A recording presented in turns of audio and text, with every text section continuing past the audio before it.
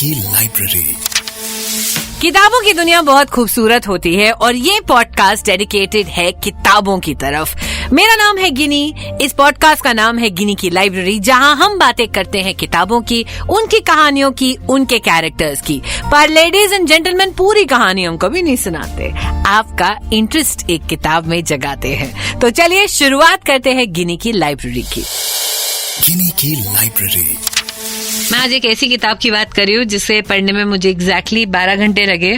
Killing time in Delhi, Ravishankar Etteth की किताब है and I am sort of upset about it. Initially, it's about Delhi, it's about places in Delhi, it's about the culture of Delhi, it's about the nowhere rich, कौन सी category of people हैं जो कहाँ रहते हैं।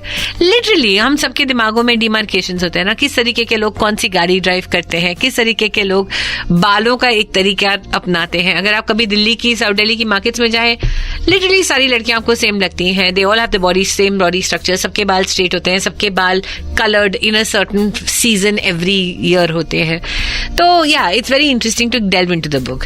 किताब की story बड़ी interesting है about a man who is extremely rich. Delhi के फार्म हाउसेस में रहते हैं, एक ऐसी लाइफ जो कि सब बाहर से बहुत चकाचौंध वाली होती है और अल्टीमेटली अंदर क्या होता है। पर ये स्टोरी इंटरेस्टिंग होती रहती है और उसके बाद एक ऐसे लेवल पे पहुंच जाती है जहां पर या तो आप इसे बहुत इंजॉय करेंगे या आप मेरी तरह होंगे जिसका सिनिसिज्म का चश्मा चढ़ गया होगा। दिल भी लाइक ये चल क्या रहा है, क्यों। अच्छा, कहानी सुनाती हूँ। तो बेसिकली कहानी एक आदमी की है जिसका नाम है चार्ली सेठ। लुटियंस दिल्ली में रहते हैं। अमृता शेरगिल का जो लेन है उसमें उसका घर है। अगर आप दिल्ली से नहीं है, दिल्ली के सबसे जो ओल्ड मनी होता है ना, पुराना पैसा होता है, उसमें से कुछ लोग जो होते हैं वो अमृता शेरगिल मार्ग पे रहते हैं, अपने फार्म हाउसेस होते हैं, सब कुछ होता है। ये उनमें से एक 40 साल का आदमी, एक्सट्रीमली अमीर, डिवोर्स्ड, एक ऐसी लड़की के साथ है जो कि बहुत यंग, ब्यूटीफुल, ग्लैमरस, पैसे के लिए उसके साथ है। वो एक पार्टी में जाते हैं और उसके बाद एक सीरीज ऑफ इवेंट्स होते हैं और फिर ऐसा लगता है कि इस किताब में फैंटेसी वर्ल्ड आ गया है। फैंटेसी वर्ल्ड जो कि रियल नहीं होता। इतनी सारी चीजें होती हैं जो कि फिर इतनी अनबिलीवेबल और अनरियलिस्टिक हो जाती हैं कि it is difficult to take this book a little seriously. एक कोकेन ओवरडोज में इनकी गर्लफ्रेंड की डेथ हो जाती है। ये डर जाते हैं कि भाई अब इसको क्या करें, उसकी बॉडी छुपाने की कोशिश करते हैं। एक पूरी दुनिया है ना इनके पास। स्वामीज आ जाते हैं, किस तरह से स्वामीज और अमीर लोगों का एक नेक्सस होता है।